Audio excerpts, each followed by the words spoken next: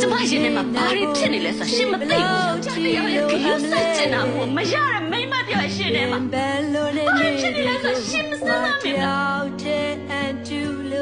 ရှင်ထဲမှာကျမမှမရှိနဲ့ရှင်ကျမ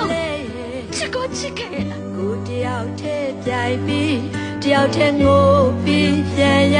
တယ်ဟိုးမိဘကလည်းပြနှုတ်ဆက်ခါကျွတ်သွား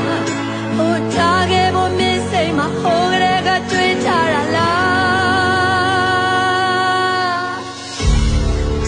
နောက်ကျော်ဘက်ကထားချက်ကိုမြင်ပါတယ်မင်းမတီးလို့သာနေလိုက်ပါတယ်ငါတလန့်ကျိုးရင်မင်းကပဲနောက်ဆုံးလို့သွား